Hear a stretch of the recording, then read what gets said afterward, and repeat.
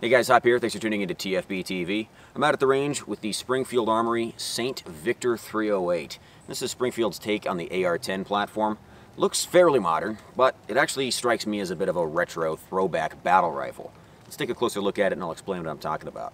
First off, we have to start with a disclaimer. I know that the St. Victor 308 is not an Armalite AR-10 pattern rifle. This gun is built around the DPMS LR308, which is a more ubiquitous standard when it comes to big bore ARs anyway, so that means there will be a broader aftermarket of replacement or upgrade parts available if you so choose. AR-10s are not as well standardized as AR-15s. That's just something you have to account for if you want to play around in this platform. As far as the DPMS versus Armalite format war goes, it's kind of like VHS versus Betamax or HD DVD versus Blu-ray. I can't tell you which is technically better. I can definitely tell you who won. LR308 is here to stay. Armalite is sort of a deprecated system. The Springfield Armory Saint series rifles have 3 different tiers corresponding to different price points and features. The original Saint is just a mil-spec style carbine. Basically, it's an M forgery with BCM furniture. There's nothing really wrong with it, but it's a very simple rifle, and these days it's kind of overpriced.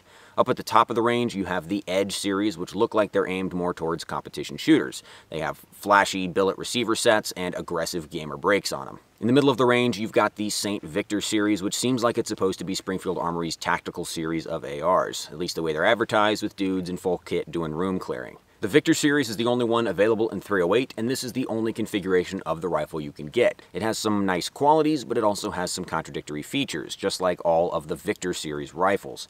All of the rifles in the St. Victor series have this smooth top rail with only 2 little sections of 1913 up at the front to mount the included backup iron sight. It's a very strange feature to find on what theoretically should be a tactical carbine. It's very good for a modern C-clamp gamer grip, but not so good if you want to mount a laser or tape switches to control your devices up there.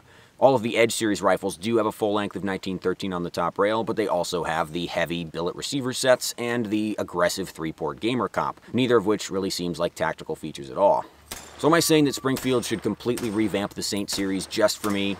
Yes, that's exactly what I'm saying. None of the Victor or Edge rifles make any sense right now. Both of them seem like they kind of got halfway there and then got confused at the last second, and now neither of them knows what they're supposed to be. So go ahead and just reconfigure those parts that you already have, or make a few changes to the product line, and then we'll talk.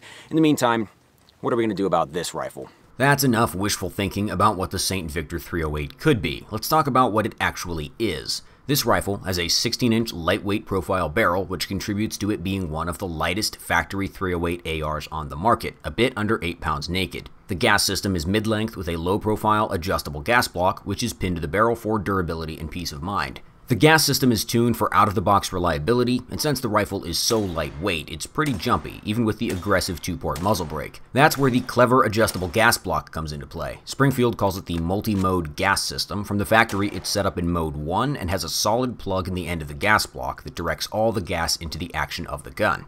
The rifle also comes with 4 replacement bleed-off gas plugs and a long hex key to install them. 3 of the plugs are color-coded and have varying sizes of gas jet. The larger the hole, the more gas is vented out the front of the gas block instead of going into the action. The 4th plug is for fine-tuning the system. It can be adjusted in and out like a typical bleed-off gas block to precisely tune how much gas is vented out of the system. Other than the lightweight barrel and adjustable gas system, the St. Victor 308 is very basic. It's built off of a standard forged receiver set with mil-spec style controls. The mag release, safety selector, bolt release, and charging handle are not ambidextrous. Springfield is also doing that Smith & Wesson thing where they put a flat-faced trigger on the gun to trick you into thinking you're getting some kind of upgraded matched trigger, but it's actually just a very mediocre single-stage mil-spec trigger pull. The lower furniture is from BCM, which is a polarizing choice. Most people like them, but I don't care for the BCM pistol grip, and the BCM stock feels really pinchy on my fat face. Hate this stock. Absolutely hate the BCM stock. Don't even know why. Like I said, polarizing.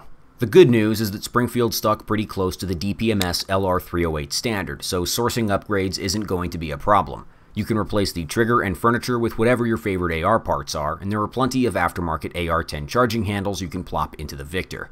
You could probably even replace the handguard, but if you're going that far, you should be looking at a different base rifle to begin with. So if you bought a Victor 308, what would you do with it?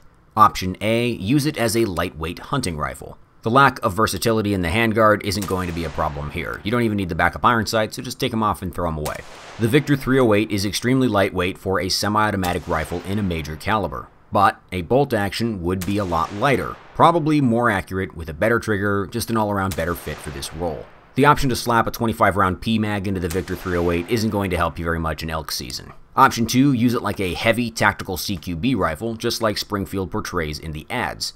These are not inspiring use cases so far, and that's why I think the St. Victor is kind of like a classic 1960s battle rifle. Springfield Armory has gone out of their way to emphasize the backup iron sights while closing the door on lasers, tape switches, clip-on night vision, and thermal optics. It's like a what-if exercise. What if every world military failed to realize the battle rifle as a general concept was outdated as early as the 1950s?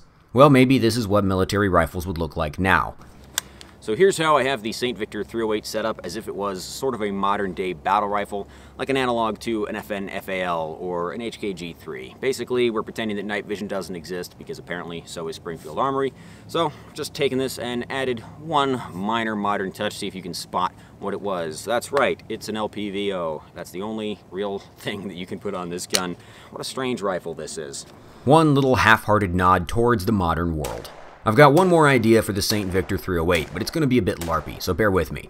In theory, you could use this as some kind of a lightweight precision rifle. A 16-inch lightweight profile barrel is not the best formula for precision work, so I wasn't too enthusiastic about accuracy testing the St. Victor, but I was able to get approximately 1 MOA 5-shot groups with high-quality ammo like Federal Gold Medal Match and IMI Razor Core.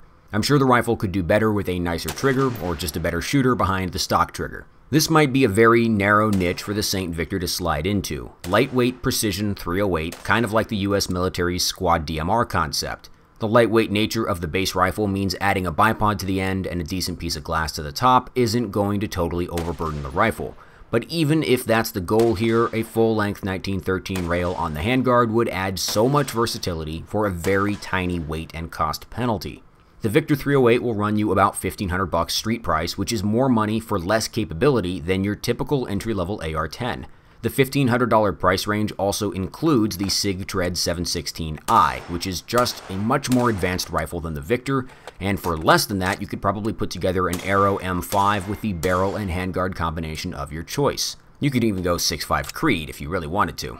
I feel like I've been excessively negative about the Springfield St. Victor series in this video, but they are well-made, well-put-together rifles. I especially like the handguard design. Looks like Springfield has forgone the typical lazy route of friction-attached handguards and used a system that bolts directly into the barrel nut. It should be a very solid, durable system to mount a laser aiming module to. Oh wait, I forgot again for a second. God damn it, Hop, be nice.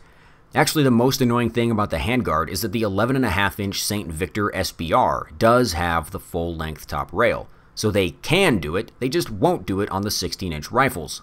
The Victor 308 was reliable with all loads I tested, except some really trash-tier Ammo Inc. M80 ball. This stuff is so bad that about 20% of the rounds won't fully chamber in any 308 rifle I've tried to shoot it out of. Nice. No two rounds are seated to the same depth. Nice work, guys. I had to mortar the Victor about a dozen times while shooting this crap, and I didn't manage to break it, so that's a plus.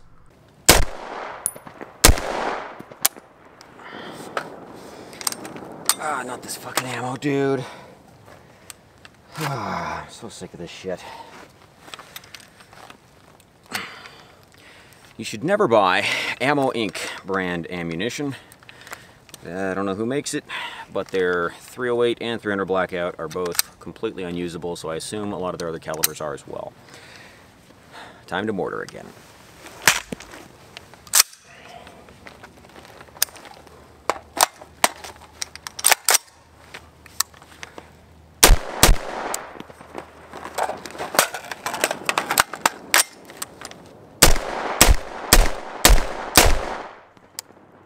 The Victor 308 is a really confusing rifle. If you get one of these, it's probably not going to ruin your life or let you down, but at some point you're going to regret not getting something else.